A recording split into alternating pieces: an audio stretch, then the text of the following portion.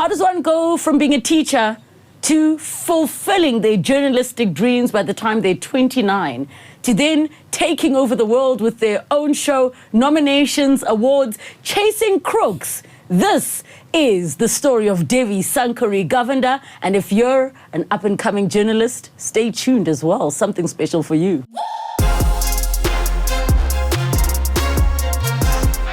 Hey everybody, welcome to another episode of the Relebogile Mabotja podcast. Subscribe to my channel and hit the notification bell so you can be the first to find out when we have dropped an episode of the podcast and all the other content on this channel. Now, today's guest is somebody who is so hard to get hold of. And I don't mean on the phone, she's actually very good at that.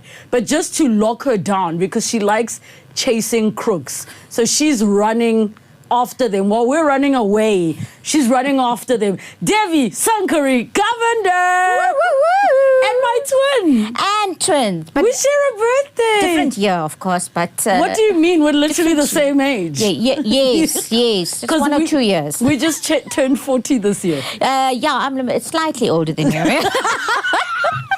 Thank you for coming. Yeah, I was so shocked when my excited. team she said yes. Of course, for you, I'll say yes, anytime. Thank you. Do many people mess up the Sankaree Govender in your All name? the time. You're one of the few people who pronounces it perfectly. And what a lot of people don't know is that my name is Devi Sankaree. My surname is Govender. Indian parents can't give the one name. We thought the Sankaree Govender is the surname that you double-barreled. No, so I retained my maiden surname when I got married 25 years ago. So Govender is my surname, and my parents were just very fancy, and Devi Sankaree has its own meaning. What does it mean? Oh, it's so embarrassing. Okay, I'll tell you. It means goddess of the sun.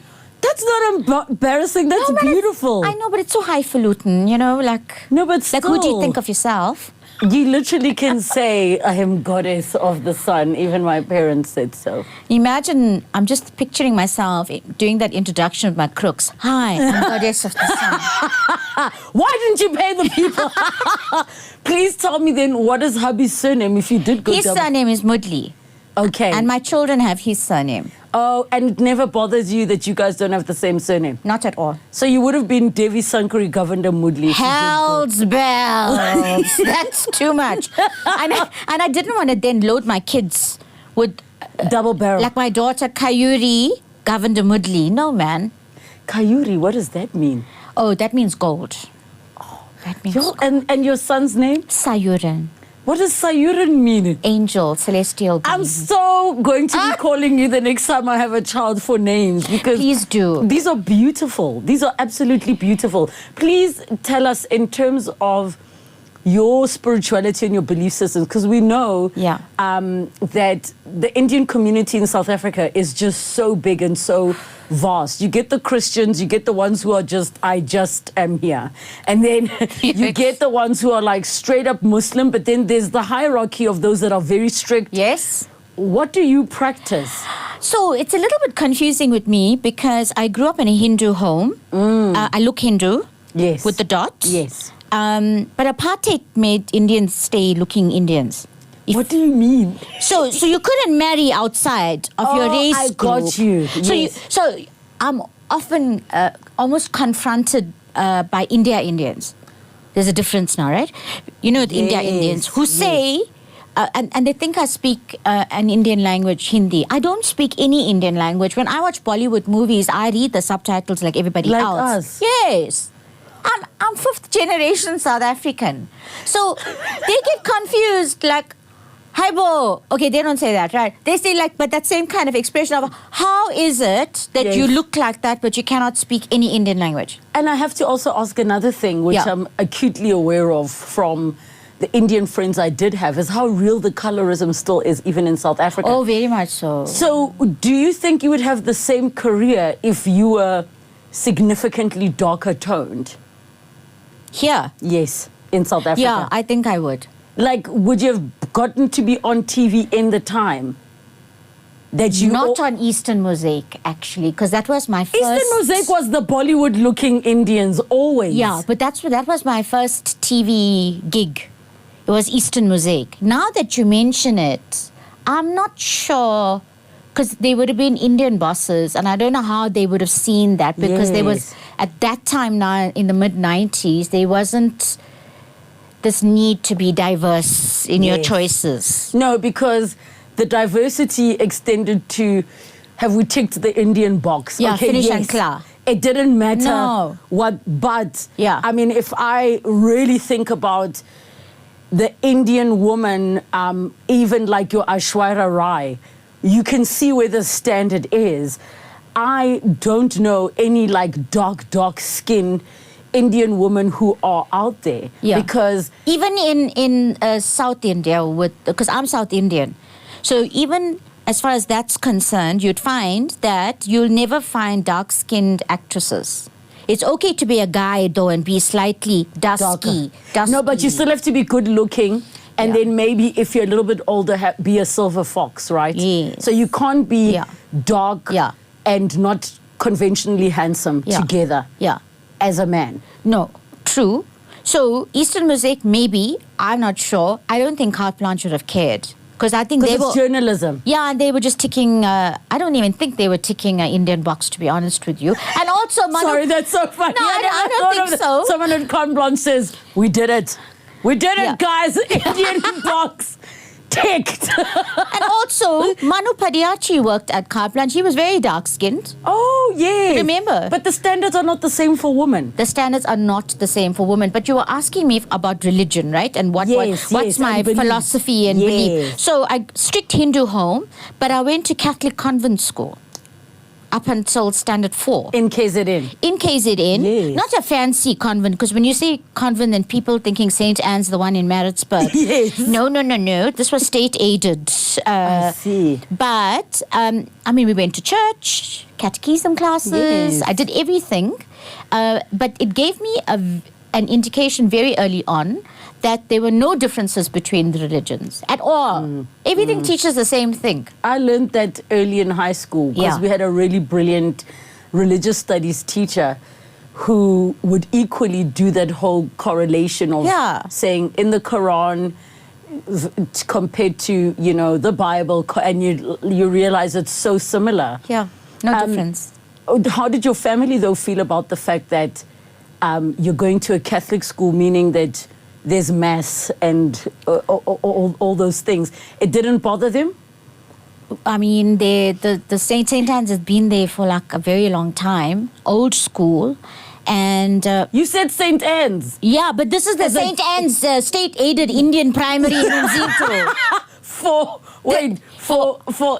For Hindu Indian children. For Indian children in general. But you are Christian going to Catholic school? Yes. For practicing and studying purposes? Yes. Okay. Yeah, and it wasn't a problem. And when you went there, did you ever have questions of faith, being like a teenager, where you start to find your voice of questioning things? No, I think I knew that even now, so I consider myself Hindu, but I think that I have a bit of a wider idea. Yes. So it's all about the universe and us doing good, and we're all in this together.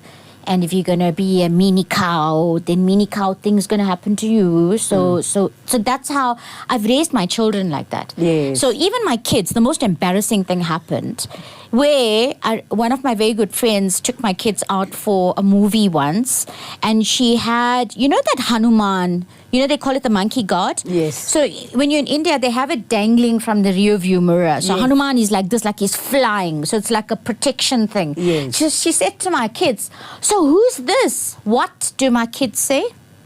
Statue of Liberty? They don't know. But you have such smart kids.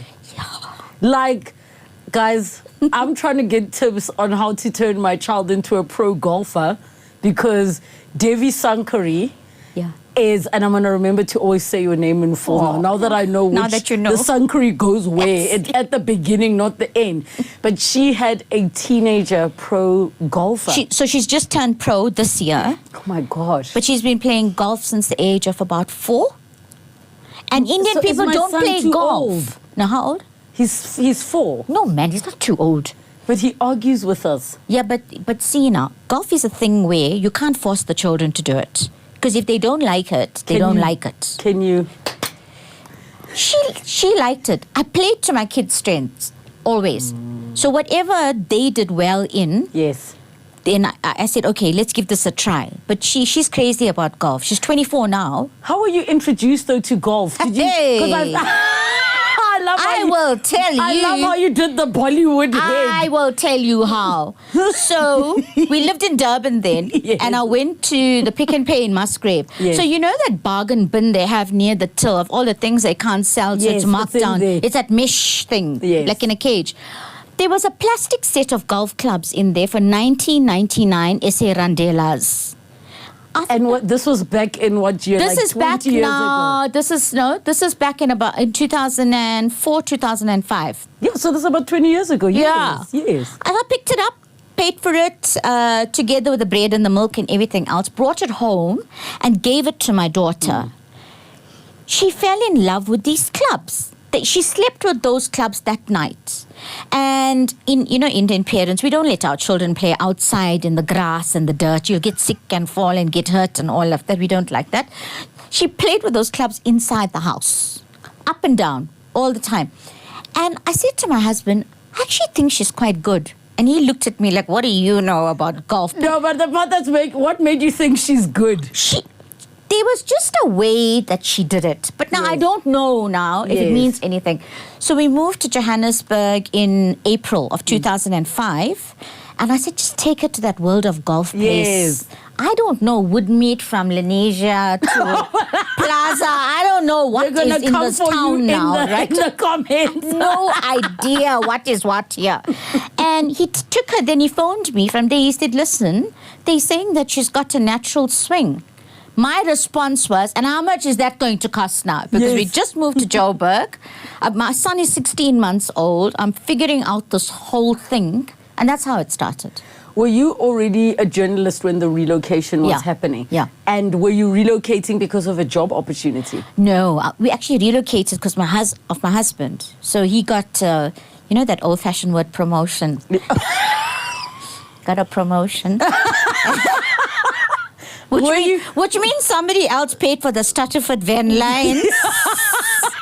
Stutterford, that thing is so expensive. I know. I can't believe you paid for Stutterford van lines. So we moved up because of that. Yes. And it was a bit of a dicey thing for me because Carte Blanche was very clear that, look, you came on board, you were meant to be in Durban. To cover our stories there. Not that there were a lot there, but freelance world, how it works. So I just said, well, I'm taking a chance. I'm going to be in Joburg. Did you fly yourself down for the stories? No. I just thought I needed a bigger stage in me. So, and the only time I was getting booked when I was in Durban was not for all the Durban stories anyway. And it was when Derek and Ruda weren't available. This is early days now. Yes. You earn your stripes. So I came up to Joburg and I never looked back. Wow. They even forgot they hired me and I was supposed to be in Durban. They suddenly were like, well, she's here now. She's here now. Yes. Yeah. Oh, my gosh. And then when that happened, what is the conversation you and hubby have when such a big life decision happens? Because, I look at all the conversations that happen online around, like, what do you bring to the table? Oh, this. And in real life, we know that's not how real life works. No. Because even if you find the person rich and whatever, things change and evolve and you've got to figure out as a team what you're doing next. So how did that conversation happen? So I was always freelancing everywhere. Yeah. Financially, I always landed my 50%. And I remember in the beginning, because my husband's an engineer, so, it's a lot easier for them. You get the Eskom bursary, you go do the engineering, make sure you don't fail. Then you got a job with Eskom after that, and then the whole world is open. Yes. It wasn't the same for me. Arts background, I just was always an operator. I have to say that. So my first job was when I was 20 at the SABC on Lotus on radio. Yes. So even though it was a little bit dicey, us moving now to Joburg and all of that, I knew it'll be okay. I just knew it's going to be fine. I've had this implicit trust. I so hope you can share with how to impart that, because we're very stressed. I mean, you're aware. Everyone. There's a lot going on between the unemployment, the 2 billion. Apparently, the Tembisa hospital, everything is fine. There's a lot going on. No, apparently Tembisa hospital, that's never going to happen again. I heard that and I thought, what, you're smoking? Give me strength. Give me strength, because I get very angry. But like, in the times we're living in, I think there's a group of people, a very small percentage.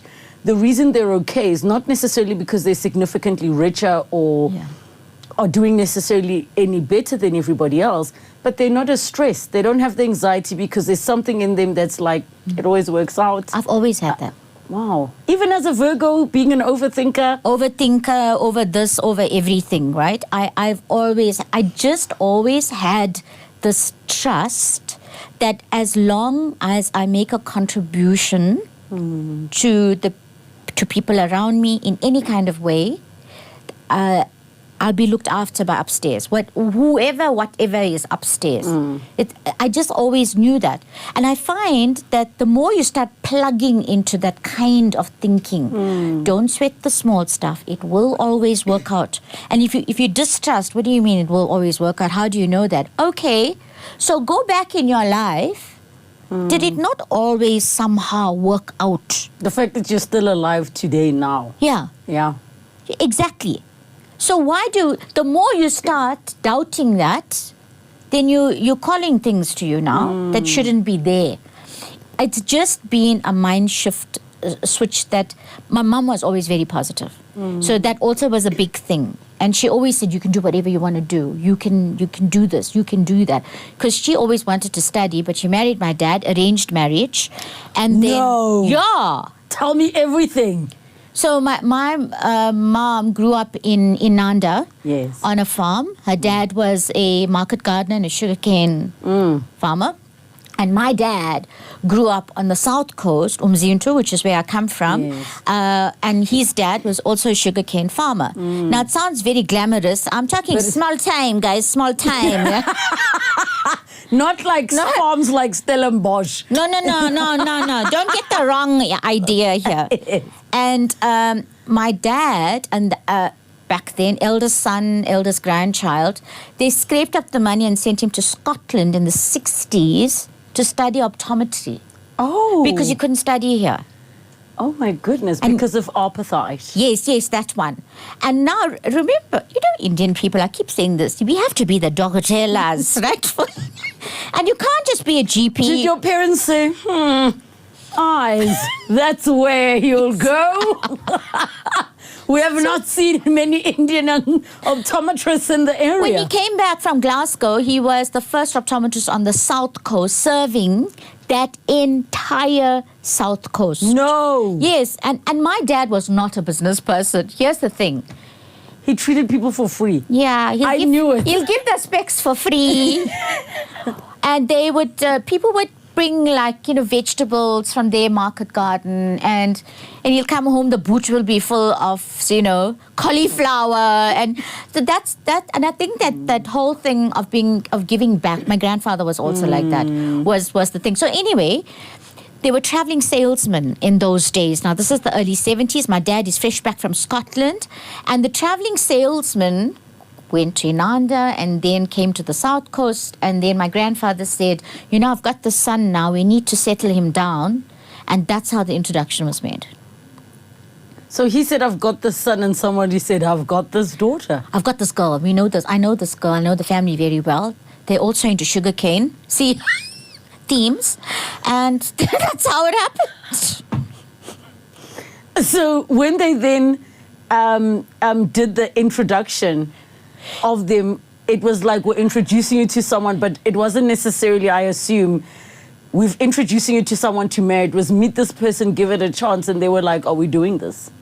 Yeah. Or was it like, you better marry that girl? No, I think they had a maybe 5% choice.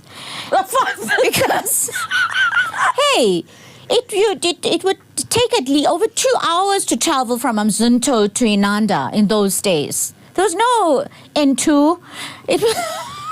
It was a different my world. dad still reminds me every time we drive to Limpopo, this road was not here, there was no N1. Like, he reminds me. But I get you, and I think it's easy to be so disconnected from the realities of what you're sharing that Yes. if two people are like, there's this girl, oh, well, there's this man. And then it's like, we're going to, oh, you're also sugarcane, great. Let's have a meeting, which I would imagine is with families involved. Because Definitely. being an Indian family, Yeah. you're not just marrying the two, it's families marrying into one another. What do you think that sussing out was like back in the day, considering that you're not in your home country, but you are in your home country? Yeah. And I'm sure I'm being, third, fourth generation immigrants into the country, that they have ideas of the type of Indian family that they would consider approved in South Africa, because they may have seen things that for them they're like, oh, that's so South Indian. Oh, that's so North Indian. You know what I mean? But what do you think the conversation was like? My mom, I always ask my mom, so what did you see in him? You have those conversations. And she always said she liked the fact that he was a professional who had studied overseas. So in her head, he was a catch, in a sense. Because his was together. Yeah. And you could see, the work ethic was there and all of that. And my mom was really pretty and really smart. I actually think my mom was a lot smarter than my dad, honestly. But isn't that how it happens often, though? Yeah, mothers in general, women in general. But here, I think there was an added layer. Yeah. If she had the opportunity to go and study, she would have really done well. I feel like you got your beauty from mom, and I'm not saying that as woman to woman, but you look like the kid who looked like mom. You lost mom not so long ago. 5 years ago. And it could have been 20 years, and the grief can still feel. You don't understand it until it happens to you. Oh. Until it happens to you, because now and my mum, and like with most families, even now, the mums are always the ones that adapt better to the times. I find that. I find dads can sometimes be a little bit too rigid in their ways. Yeah.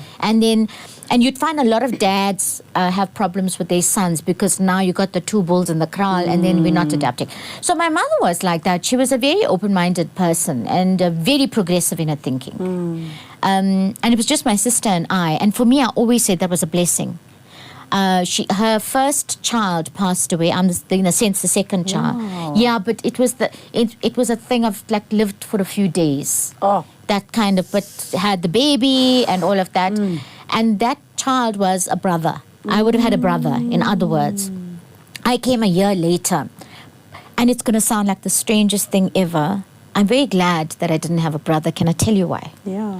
Because in those days, brothers were more important than the sisters. So even if your brother is still in some people's houses, and that applies to not just Indian families, everybody. People of color families, even some white homes, that applies.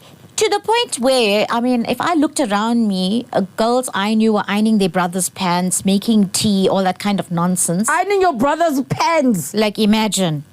And in our home, we didn't have a son who would now be all important. Yeah. So, especially me now as the eldest child, that's the main reason why I also kept my maiden surname, because up till now I believe I'm my father's son.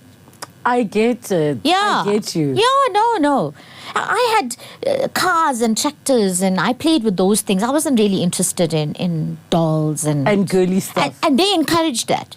Oh, wow. So I got my learner's license when I should have at the right time. It's not because, again, in families of color, you'll have to wait for your younger brother to get his license so he can drive you as the older sister. I mean, what is going on here now? The fact that somebody's watching this thinking, yes, I'm the one waiting for my younger brother to get their license so that... No, don't do that. Don't. You go get your license.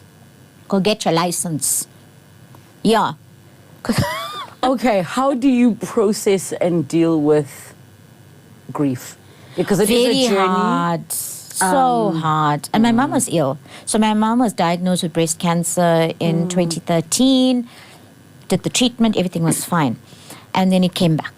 It came back 7 years later, and then by then it was already stage 4.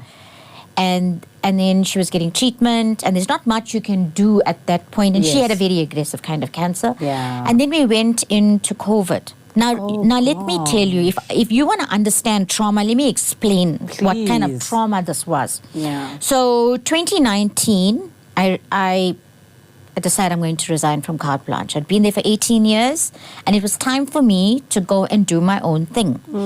So that in itself... Which is scary, because you are being a freelancer in the industry we're in. You don't know what's going to come, how.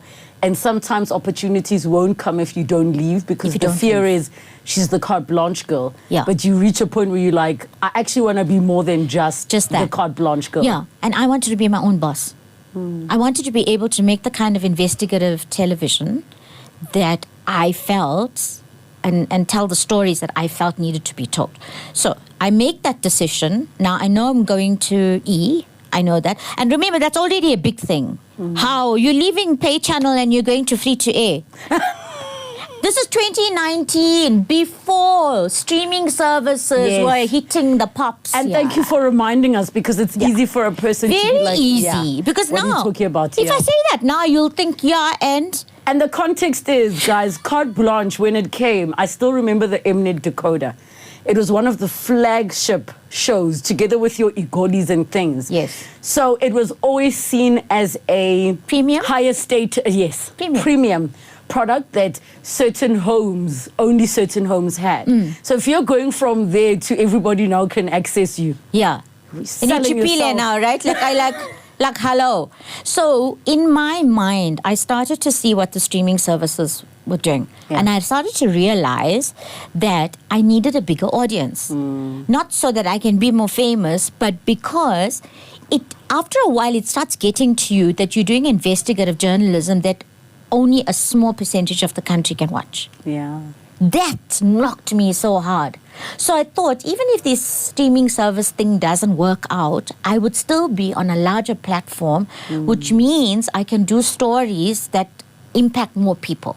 Yes. Because the smart people who had the Mnet then and all of that, they were smart already. Because, of course, the issues you deal with have to do with people understanding their rights, understanding what the law is. Like, you can't have a boss that's treating you X way and those kinds of things. And what to do about it. So it was about greater impact. Exactly. Yes. Exactly. So now I resign. My mom's really, really ill, in and out of hospital, and it's just not great. And now they're living on the South Coast. My dad doesn't want to move. It's just crazy. And you know, in all families, you always get that one child who does everything. I'm the one child who does everything, right? So I've got all that worry now. I've got to sort this out. I resign. And I must say this. I still have a beautiful relationship with Mnet DSTV. Their 30th, you know, that big 30th thing in that. So, and it's another lesson for people to learn. You never ever burn a bridge. Because you never know when you're going to have to cross back over it. But also in South Africa, we are blessed in a way that it's a small industry, but a lot of people grow legs and they step out and do things on their own. So you're going to need the support, even when you're own boss. And don't ever think that someone is just a makeup artist. Yes. No, big mistake. Because that just makeup artist, let me tell you, will end up being EP of something. Because she's just doing the makeup thing for now. She's got other things that she's smart at too. So anyway, off I go.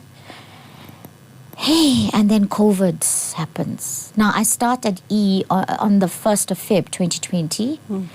And this thing, you know, people were getting sick in that China place. Yes. We were all hopping, skipping, dancing over December, not thinking it's going to come here. Now it's here. And then I realized, okay, but what's going to happen to my mom? My mom was going to... Vulnerable already. Yeah. I knew she was in hospital at the time, and I knew I had to get her out of hospital at some point. So I went looking for a frail care facility for my mom, which is something also in our community people find very difficult. And maybe let's share why that's the case, is that we come from a background that... and I say we because I think all people of color, the concept of the elderly being moved anywhere else than into your home, back into the nuclear family to be a part of the family system, is unheard of. Unheard of. Completely. But realistically, there was a time where you would have been the wife at home, stay at home, so you could have taken care of your mom. But you're a working mom. I'm a working mom. And apart from that, my dad is not able to cope. And I started to realize that it's not in his nature to be a caregiver in that way. So the best thing for me to do was to find a place, which I managed to do. Then I had uphill about that from family members. Oh, how can you do that? And I'm thinking, what do you want? My mom is terminal, which is another thing a lot of people didn't want to accept in the family. That's another thing, it's just, you think, wake up, and palliative care, which actually allows you to live a longer life and in comfort, right? So I needed to get her that. So I leave Carte Blanche, I get down to Durban, pick my mother up, put her, set her up, make the room pretty, do everything that needs to be done. My dad is not happy about this, but because he won't also accept that he can't do it himself. And so you won't admit. Well, I won't admit that. We won't, very stubborn. And then COVID hits. I've assembled a team. I'm doing a talk show for E. That was the original idea. And now I'm paying salaries. Well, E is paying salaries, and I'm typical Virgo. We can't be twiddling our thumbs and doing nothing here. We were meeting every day online, but what are we actually doing? Then my mum passes in May. You had to get a permit to drive down for the funeral. To cross provincial lines, It was a big thing. I didn't even stay over. I just went one day for the funeral, organized the funeral from here, went down, came back up that night. As we were driving up past Villiers, coming back to Joburg, it's such when my mom died, it was a relief. And nobody will understand that because I didn't want her to suffer anymore. So, but isn't it also the part of, and it's so hard. And she was in hospital. I also lost an auntie to cancer. Is that you reach a point where you need to release them because spiritually, it's almost like each time you're praying, God, please help, you're not releasing them. You're not. So it's not just the suffering, but the relief also comes from living on edge of that dreaded phone call. As because now it's like, okay, we're here now. As opposed to every time the phone rings, there's that split second of, could it be the call? Could it be the call? And then also now I have to make friends. People rallied a lot in the sense that it ended up that one of the nurses that was taking care of my mother, because the good news was that my mother was in hospital. But it was also the bad news because it was COVID. But I also knew she would be taken care of, right? And one of the nurses, it turned out that I had taught her husband, because I'm an ex-high school teacher. Yes. And she would regularly make WhatsApp video calls so I could at least see my mom, which was also heartbreaking in a whole other way. A whole other way. Because you're helpless, there's nothing you can do. Those final days of a person being semi-conscious, you can't tell if they can hear you. No.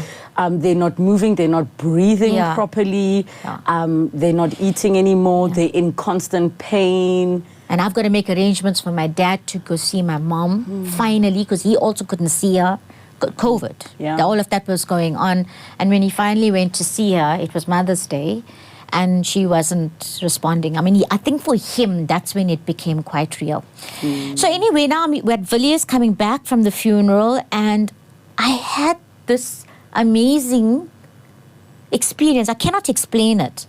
Something jumped in my head and said, this is behind you now. Mom's gone. What are you doing about that show? So you have to get, what are you going to do? That whole way, that's all I thought about. What am I going to do? I got up the next morning, 10 o'clock. We always met with our team online. I said, guys, you know what we're going to do? Scrap the talk show. Because who are we going to put on the couch with social distancing? And I'm not going to do a talk show now with a virtual that's all just crazy now. And I said, you know what? I think we must go catch crooks. Because, one, I like catching crooks. Two, I know we can do it. Bernadette Maguire's Rothman is my managing editor. She also worked at Carte Blanche a while ago, so we did this thing together. I said, we're good at doing this. And also, people are crooking right now because everybody's desperate. Even the crooks are desperate. They'll come out, even in COVID. And the team was right, great, let's do it. Can I tell you something weird? Sorry, I'm getting Yeah, goosebumps. yeah. That's what I'm going to say. I feel like your mom is the one that popped in your head. Do you think it was her? Probably. Oh. Probably. But it was the best thing that ever happened. Think about it. Because we never went back to talk show, right? You did a whole new thing. I did a whole new thing. And 5.5 years later, I'm still doing the whole new thing. Can I get a tissue, please? Because... Wait, they are right Wait, y'all here. keep the tissues here. Now, the reason we have to hide the tissues on the side, the last thing you want is a guest sitting down being like, there's Yeah. tissues, is she going to make Yeah. me Lucky I didn't see that. Lucky because I think I would have been somewhat suspicious. But it's so true. I do The think... moment you said it, I said, but that was mom. Yeah, exactly. Also, especially because you say, when you're driving away, and I mean, I don't know if you believe this, but I believe the spirit doesn't leave instantaneously. No. Like, it hangs around lingers, for a right? bit. Yeah. Also, just to check you're okay. Yeah. You know? And the fact that you were driving and that's all that was it. How is it not mom? That's mom. Yeah. That's mom. And it was the best thing that ever happened because suddenly now we were filling in a gap. And then I started to feel a little bit bad because I always said to Carte Blanche, no, I'm not going to go do the same thing. And then you went. Yeah. I'm just going to go and do a talk show and that's all I'm going. And now here I am catching this gibbings now like I used to. But now it's not like I can phone and say sorry about that. You know? But you know what's beautiful, and I think that people don't realize.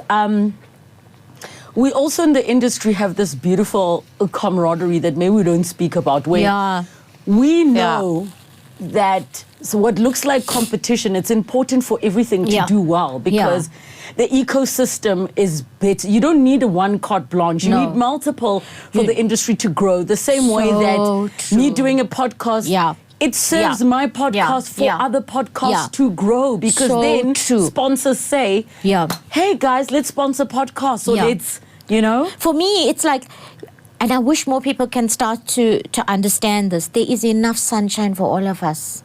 Enough. So you're never ever feeding somebody else and giving away your magic, but there's enough sunshine for all of us. So I always say the more we have in terms of investigative television journalism, the better it is. Yeah. So here I am now with the show called the Devi Show. You know, we made a couch and everything, hey, for the... You've got to say it, girl. I called it the Kuluma couch. Here, we donated it to ENC at some point. They called to say, you know, Devi, we've got this couch here and we're just wondering, you know. I said, no, I'm not going to do that talk show now. You can have it. And what did E say when you came back and said we're doing something else? They are so cool. They are so cool. Because when I said, this is what I want to do, they're like, no, but don't feel rushed. Don't feel like you need to do something now. Because, Devi, you know what, just see this time out. And I thought, who would say that?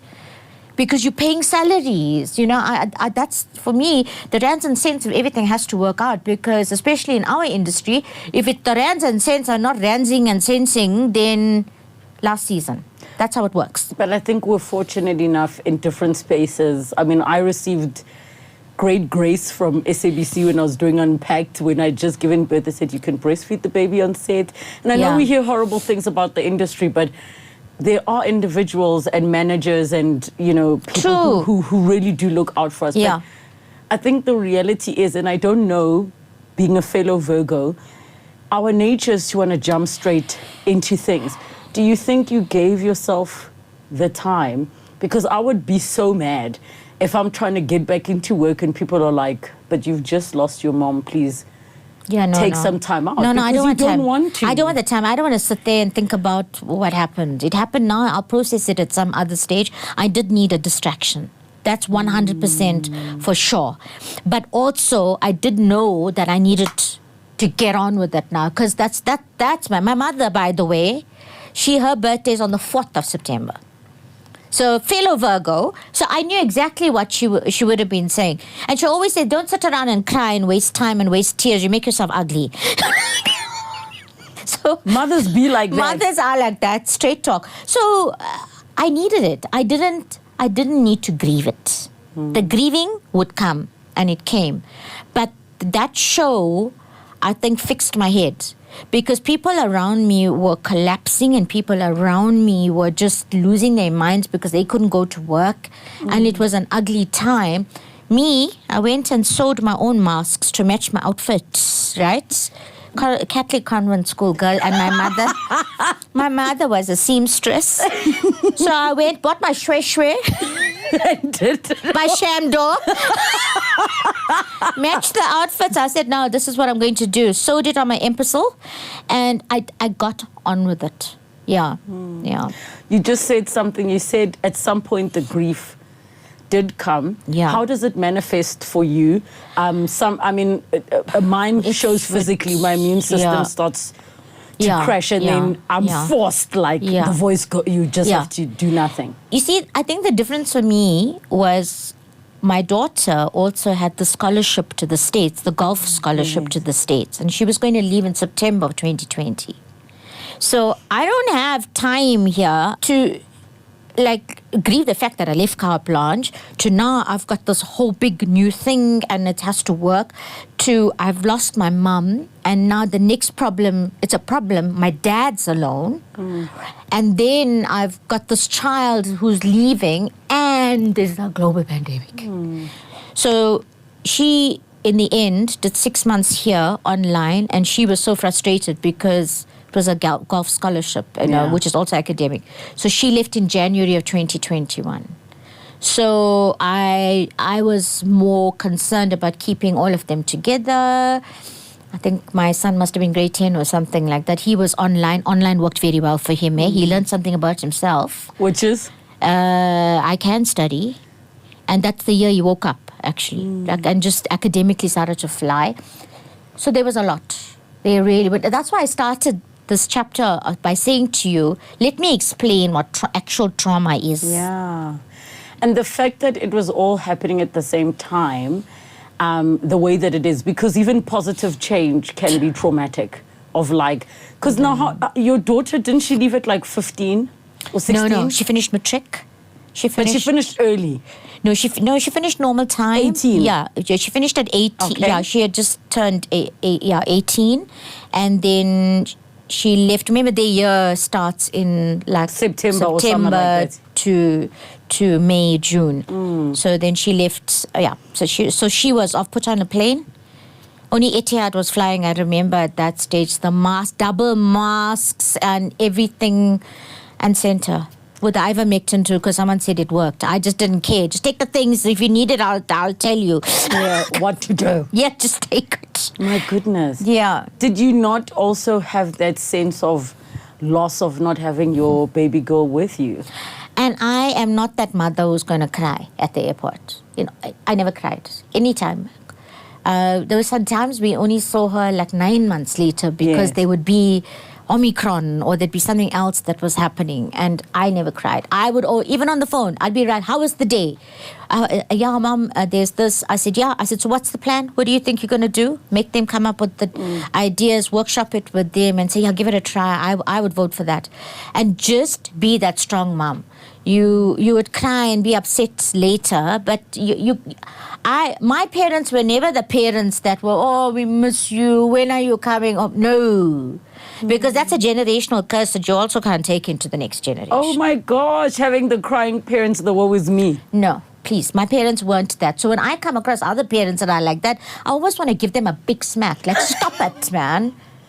Why are you paying the private school fees when you're going to behave uncivilized like this now? What is wrong with you? The school uniform looks better without tears. Without tears. Don't make yourself ugly.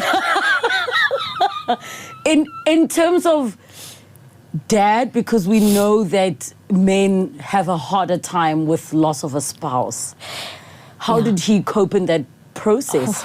Not well. I mean, he just, my dad has advanced dementia. So I think that sped it all up. And it's also really stubborn. And I keep going back to that. And I keep saying to people, we've kind of made it like a joke, if you're a person of color, that the Madalas are stubborn. Well, it's not a joke. It's not funny. And in our generation, we've got to be able to see that and accept that. For me, what I kept thinking, you can be as stubborn as you want. But when the popo hits the fan, I'm the one that has to come and fix it. And because it affects like what, taking medication, making adjustments that are for their own well-being and things like that. Yeah, to keep safe. Yeah. And I feel that my dad is in a frail care facility now in Joburg, but the reality of it is I had to wait for him to fall down the stairs. And I think adult children who are in my situation will understand exactly what I'm talking about, where they are so stubborn. In the end, I had to wait. I knew that was going to happen. I had the ambulance already ready. Because that's South Coast. What's going to happen? Something is going to happen. I need to get him out of there. I can't drive. It's going to take me 6 hours from here. I have no support system there. No one can go and pick him up and take him somewhere. So I have to make these... How crazy is that? But at the same time, I also just had to think for myself. And I feel like you and I would get to a place like that. Because if you already know, I always take care of things, I'm the one who always has solutions, and that's the Devi Sankaree you've known your whole life. And slowly that starts falling away and you lose your independence. I mean, that is a grief that I think even you and I would struggle to accept. I would struggle. Yeah. But the bigger picture is I would not put my children through that. That's the answer. So he fell down the stairs and then got him to hospital that night, 3rd of January, I'll never forget it, last year. And that's when he was diagnosed with dementia. Oh, man. So while he was in hospital, I said, let's get all the tests done so we understand exactly what's going on. In the meantime, I made arrangements. My husband and I drove down to Durban. I sold my dad's house. Right? Lucky I had power of attorney. These are all things that you must think about and you must have ready. I mean, even for me to have access to my dad's bank accounts and power of attorney, do you know how much talking I had to do to get that? Because they wouldn't let go. Packed up my childhood home, gave just about everything to hospice, drove to the hospital, put my dad in the back of the car. It was like a movie. It was like a kidnap movie. I always knew it was going to end up. There was no other way. Mr. Govender was going to come to Joburg. Yeah. There was no other way. And it had to be against his will, pretty much. Against his will. He didn't know now. He couldn't make any decisions. And I had to grab... Because my dad's the kind of person, you can't go back to Mzinto and say, let's pack a bag. He'll say, yeah, no, you carry on, I'll come tomorrow. And then tomorrow will never come. I'll find you there. So I had to find a place for him here in Joburg, which is not as easy as you think. But I'm very happy where he is now. I went to see him. I go every day to see him. There he is sitting at the head of the table because, of course, my father is the only male there. Women live longer. Yes. Than men. And I looked at my dad at the birthday party because one of his inmates, I say inmates... You're so mean. Turned 90 and they were having a birthday party. My dad's there. And I just looked at my dad because everyone fawns over him because he's the only male there. Yes. And I thought, I know exactly what my mother is thinking. Which is? Look at this rubbish. Leading this life. Yeah, I know my mother's saying that. Look at him. Huh?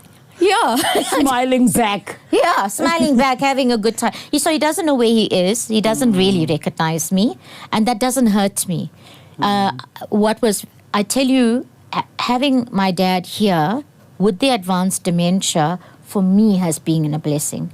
Because I can actually take care of him now and give him quality of life. No, because now your mental plate is not got this massive portion worried about KZN and who's going to do what, when, and how. No, who's breaking into the house? Do they have electricity? Is there water? Is there another riot? Are people burning tires? Because service delivery is a massive problem there. I don't have to worry about that. He's here. How do you protect yourself from the part where you live the investigative journalism life, meaning your ears are always fully aware to hear. What did you say about what crook? You know, because you're in that headspace. Switched on all the time. Yes, meaning even your social media algorithm becomes all those type of stories. Yeah. How do you start to switch yourself off when you need to? No, you can't.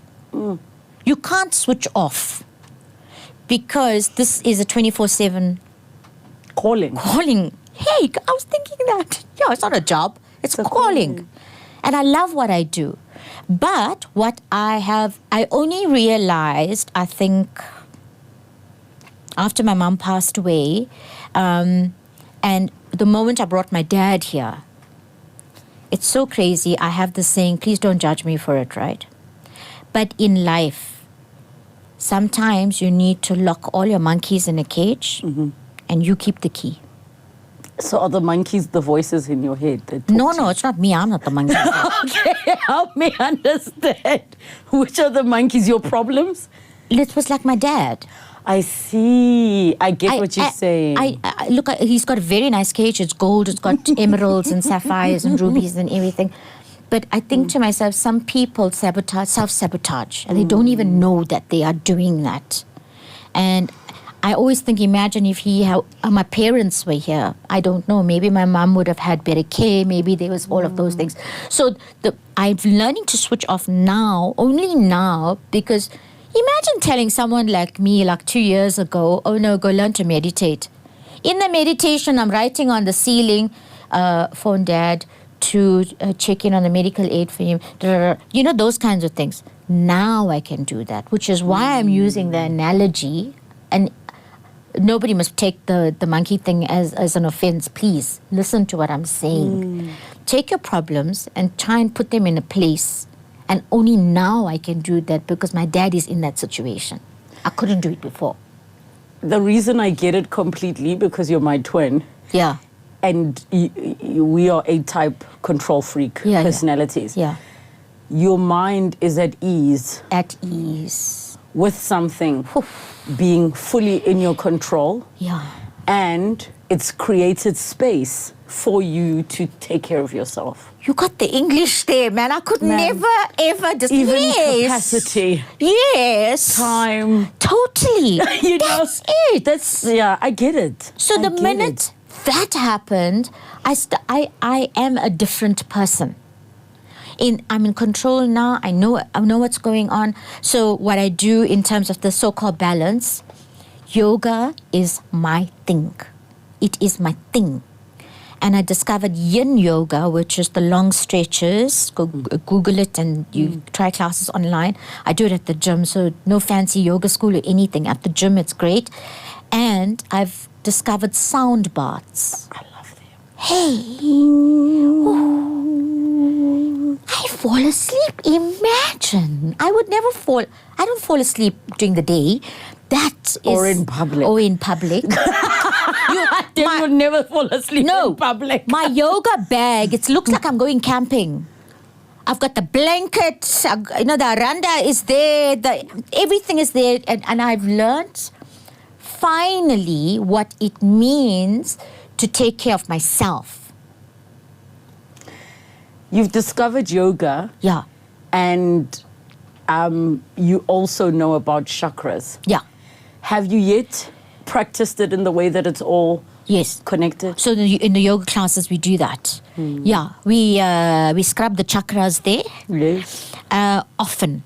And it's a good thing for me to be able to do. I was doing yoga off and on. So also to people who are listening, watching this is don't judge yourself for, because we also judge ourselves, not enough me time, not enough balance. And then we judge ourselves, another thing to criticize yourself about. No, it'll find its time when it can. Try and prioritize, but I couldn't before, now I can. So I do that. I've become a Netflix queen. There is nothing better. Binge watching. There is not, because before I saw watching television, I'm in the TV game, but I saw watching TV as a waste of time when I could be writing a script or I could be doing something or I could be scheduling social media. No, now I watch because I like to. I know what you watch. Can I guess? What? So Netflix has this genre of crime documentaries. I do not. You don't? I refuse. Rom-coms, comedies, Dockies. donkey. So it is, But not with a murder, but. You know why? Then I'm going to think about work. Or like the big scamming things and what? No, Wall Street, what? Yes. No. So I watched like other kinds of doggies, right? But doggies, Yes. right? Movies, I get bored. And I've got to have my 2 doggies in bed with me. Yes. I was the person who said, dog on in the bed, never. And now you have 2 dogs. Where I grew up, we had outside dog only. Yeah? You know the outside dog? No inside dog. Never. Do you know how many... Bedroom dog, they used to call them. You know how many listeners I have at 7:02 the day we're talking about dogs, and the fact that I was like, guys, if my neighbor's complaining that the dog is like barking, what must I do? Because that's what dogs do when That's people... their job. And then the callers that came in saying, I cannot believe What? your dog is a guard dog. If people break into the house, I will guard my dogs. Then what the dog is for then? Because the dog can bark. They're children. They're the children. That's what But we're feeding the dogs. Hey, they mustn't SPCA this whole thing here, right? Because hang on a moment, right? Yes. My dogs sleep in bed with me, right? Yes. I change my sheets often in case somebody wants to comment on that situation, and I vacuum the mattress, okay? So I don't want to hear that, right? And anyways, none of your business. What for you do you imagine the next chapter of your life looking like? Because I don't imagine you to just be simply satisfied with, okay, I've got my show, my own boss. You're always going to want to do more. Because Something I feel else. like next you're going to want to start like driving to different countries and taking it into Africa. I don't know what is next. And the most frightening thing for me, I only realized later, working at Carte Blanche was my dream. I saw the first Carte Blanche when I was 15 years old, ever, in 1988. I was living my dream by the time I was 29. Now, the problem with having only one dream is once you hit the dream, then you think, what now, I've arrived. That's the dream. That's how silly we are. That's the first dream. You need a second dream, a third dream, a fourth dream. Dreams. And they'll happen in different ways. So, I don't know what my next move is, but I know there'll be moves. I know I'm not going to retire. You know, some people look forward to 60, 65 and retire. I'm like, hell's bells. People like me need to be occupied all the time. Otherwise, I'll do crazy things. So it's better. Something will come up. I know that. And the universe will guide me there. What are crazy things harassing your inmates at the old age home? I will go into some kind of space. Yes. That's another thing, to make life easy, downscale, all of that.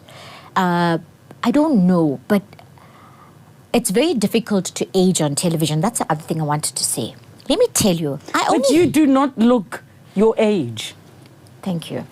No, you, and I'm not saying that in a just you look good for it. Like, we know which decade you fall in, but 32 years in the industry, right? So your people here must do the maths, but I'm not saying the number because, again, none of your business. And anyway, we got a 30% math situation. They won't work it out.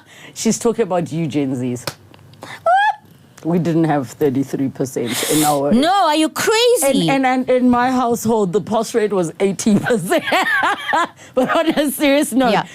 The part about aging on screen... Yeah. How are you approaching that? So I had of late, I'm now being accused that I only target white Afrikaans crooks. Oh, I saw You that. saw that. And I saw the racism and everything. Oh my God, oh my word, like bad, like F off back to India, you're a reed cutter, the whole story, right? So, but I don't actually mind that so much. Whatever. What I thought was interesting, because the one crook who happens to be white male Afrikaans said I was fat. So in the confront now, because what else must it do, right? Second story, he said, oh, Devi, by the way, I just want to tell you that you've put on some weight. You're a bit fat. and then the other comments that came on social media was Devi's day is done. She's had her time. She's got to get out of the industry, give other people a chance. Like ageist kind of things. They don't even know how old I am, or even how journalism works. And Derek and I always had this conversation where he always. I mean, Derek was 74 when he passed away. 74, yeah, and. I always said to him, it's easier for you to be 74 when I get to that age. I'm not so sure of how people would view it. They would see me as old. Now, in America, they don't do that. Look, America is not known for very nice things right now, but the one thing is, people who are older are accorded work and still fit their space. And I'm so bossy, I'm going to do it. my response is, what you gonna do? And also, just on the comments, you know, when a person says you've put on weight, it's like, stop acting like you're ever gonna get to touch this body anyways. I should have said that. Because how is it you're never gonna, you were looking, meaning you're interested, and no, the answer's still no. Yeah. Whether I've put on weight and what's it or to not, you? just say Oksalayo. You'll never touch this body. You see, now I should have called you and said, what must I say here? Listen, I'll give you clap backs for days. Please. Come to screen grab, WhatsApp me, and I'll give you responses. And I'll tell you what like really touched a button for me there is I thought to myself, for 32 years, I've dedicated my life to exposing things, to telling stories on behalf of people who had no voice. I literally put my life on the line every single day. So who the hell are you to actually go there? Why do you want to even go there? Not that I think I'm fat. Even if I thought I was fat, that's nothing to do with you. I'm getting a job done. If you were to say in one sentence, what is the biggest issue from your view, what you've seen, that is facing the country right now? What is the biggest issue? I know we've got many, but if you were to say, I'm the president and the first thing I'll tackle is this one massive issue, what is it? We've dumbed down our education system. I'm a former teacher. I attended an apartheid Indian school. The standards then Did you guys also have Bantu education as Indians, or what did you call it? We called it House of Delegates Education, same thing. It's the same thing. It was House of Delegates, House of Assembly. Remember when they put us into departments? Yes. Like Indian people and the colored people. Yes. And then the black people had the Bantu. Yes. Right. So if I look at that, what the education I got, yes, they lied about a lot of things. The history was off completely. But I got a good damn education. I can tell you that. And I look at when I started teaching, which was it was 95, 96. And then they brought outcomes-based education in. I started to see the slide. I started to see that absolute slide. They were dumbing down. Then later now we've got a situation where you can't fail 2 times in the one phase. What is that?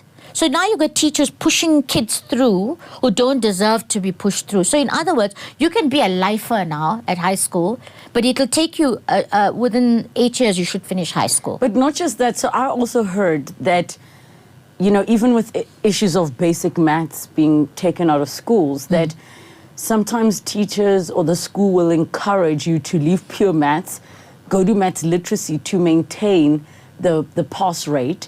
And I think it ends up setting the kids up to fail in the long run because not reading for comprehension and understanding. There was that study that was done. Yeah. Grade 4s, the majority of which couldn't read for understanding. What is that?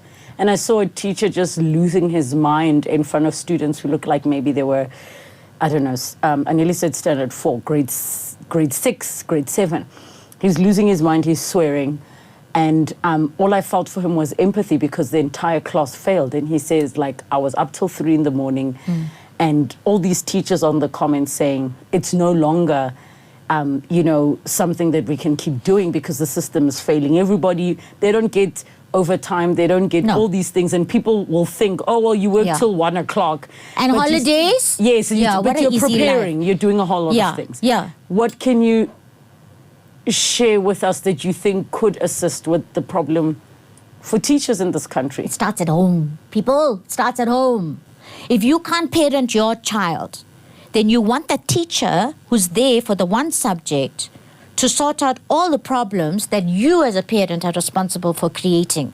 So what must happen now? Because you'll get parents now.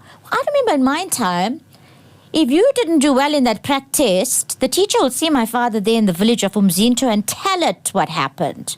And when my dad came home, it was a problem. I started to see how now parents will side with their kids. The teacher is the problem.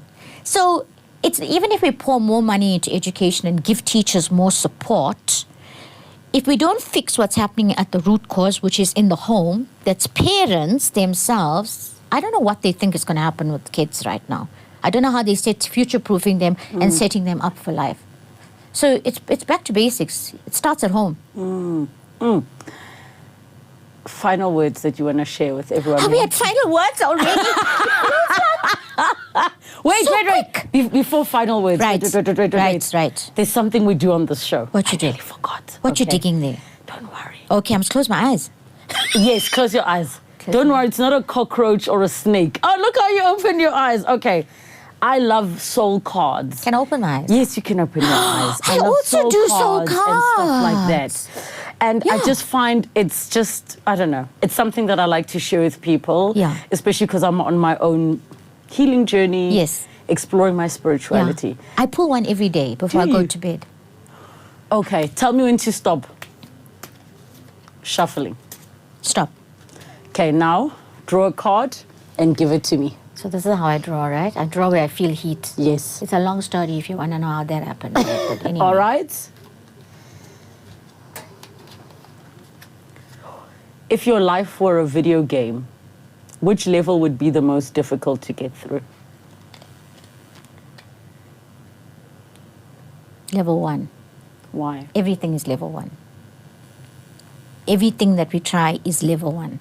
So there's many level 1s. And I always feel you got to psychologically, mentally prepare yourself, because it's always the first step that's always going to be the hardest, because if it's new things you don't know. For me, after level 1, everything else is easy.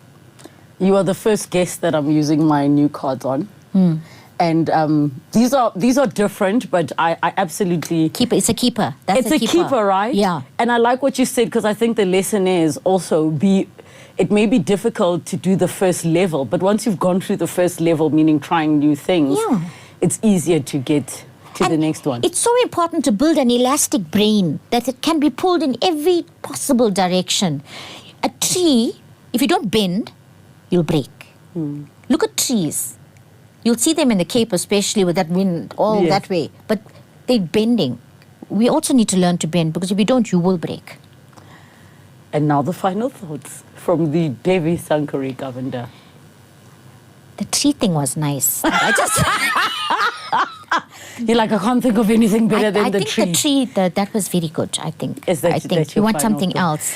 Actually, I know what I'm going to ask you. To the young journalist who wants to do what you're doing, can you share advice with, especially in an era of misinformation, of, what would you share with the young journalist? If you want to do television journalism, you must understand that this is not Kardashians on speed here. This is work. This is every night studying for a matric exam the next day. That's what it's like. I have to get everything into my head and come with a strong work ethic. Otherwise, this is not going to work. There's no shortcut here. I love you to bits.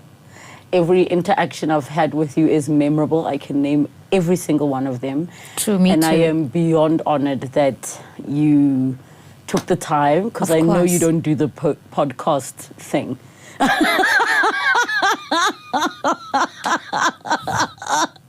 But I so appreciate you, and please keep pushing that work, man. Keep doing it for the little guys, even when they harass you. I think if anything, that's the sign that you need to keep going harder. True. Devi Sankaree Govender, I won't say Moodley. No, because now I'm going to make everybody say, Devi Sankaree Govender Moodley. Thank you so much for tuning in. Put your questions down below. Maybe Devi, if she has time, she'll answer some of your questions and I comment. will. I'll come find you it. will. Yeah. You will. Yeah. Yes. And comment who else you'd like to see on the podcast. Don't forget to subscribe and hit the notification bell. Until next time. Love you guys.